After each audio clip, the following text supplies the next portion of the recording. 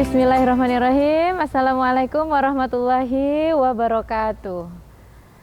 Alhamdulillah, hari ini kita bisa bertemu kembali dalam nuansa Ramadan yang luar biasa penuh berkah. Pada kesempatan ini kita akan sedikit membahas terkait perkembangan emosi ya. Emosi dan puasa ya. Ada kaitan yang cukup signifikan ya, ada korelasi yang sangat signifikan antara emosi dan puasa begitu. Banyak orang yang mengeluh tentang bagaimana cara supaya saya bisa mengendalikan emosi begitu. Nah, sedangkan kita akan memasuki bulan puasa, bulan Ramadan ya. Kita berpuasa artinya kita harus mampu mengendalikan diri kita dari semua nafsu ya. Dari semua nafsu yang ada, supaya apa? Supaya nanti di penghujung Ramadan kita mendapat gelar yang takwa. Lalu teman-teman sekalian, bagaimana sih mengelola emosi itu? Emosi itu yang pertama kita harus menyadarinya ya. Kita harus menyadari bagaimana perubahan-perubahan yang terjadi dalam tubuh kita ya, ketika kita misalnya mengalami emosi-emosi negatif ya. Katakanlah itu kita sedang menahan amarah begitu ya. Katakanlah kita sedang menahan kesedihan yang luar biasa. Kita harus mampu mengidentifikasi itu. Apa respon yang diberikan oleh tubuh kita ketika kita berada pada situasi emosi yang buruk ya.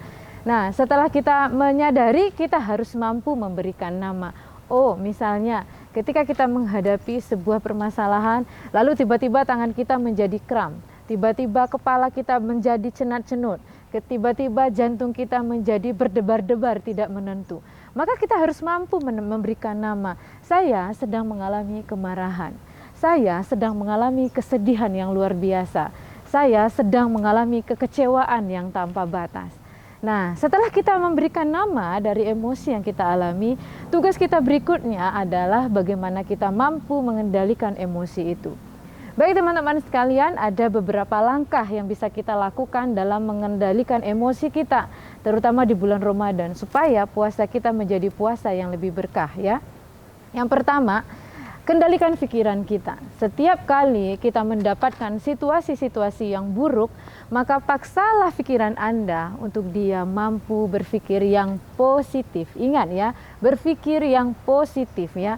Dalam situasi yang buruk ya, suatu hari misalnya saya bertemu dengan seorang klien ya, kemudian dia datang dalam kondisi yang sudah sedih sekali begitu ya, sudah menghadapi permasalahan, maaf misalnya katakanlah dia mendapatkan perlakuan yang buruk dari keluarganya, dia diusir misalnya, dia diperkosa misalnya, maka meskipun dalam kondisi itu yang penuh dengan kesengsaraan, tugas kita yang pertama adalah bagaimana kita bisa melatih pikiran kita, supaya kita bisa mencari hal positif apa yang saya dapatkan dari situasi yang buruk ini ya.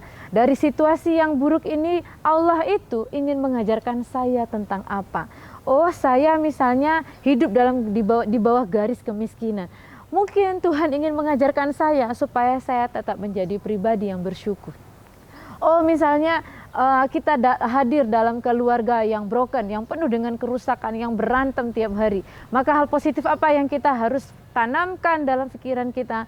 Oh, berarti dalam kondisi ini Tuhan ingin mengajarkan saya supaya saya terus belajar menjadi pribadi yang bijaksana. Nah, itu yang pertama yang harus kita kendalikan. Ingat, kita tidak bisa mengendalikan orang lain, tetapi kita bisa mengendalikan diri kita sendiri supaya kita mendapatkan kebermaknaan hidup yang lebih baik, supaya kita bisa menjalankan ibadah puasa kita dengan optimal, sehingga kita nanti di akhir Ramadan kembali fitrah, kembali suci, dan mendapatkan gelar sebagai pribadi-pribadi yang bertakwa. Kemudian yang kedua adalah teman-teman dalam menjalankan dalam mengelola emosi ini, supaya kita selain berpikiran positif, kita harus tetap berada pada situasi yang kita kendalikan, yang kita kontrol. Kita harus mengidentifikasi situasi apa yang membuat kita mudah terpancing secara emosional. Maka sebaiknya teman-teman untuk sementara itu dihindari dulu ya.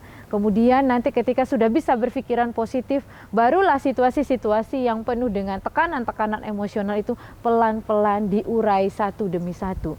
Sehingga jangan langsung nyemplung ya dalam situasi yang penuh dengan tantangan dan rintangan, padahal kita belum punya keterampilan dalam mengelola emosi.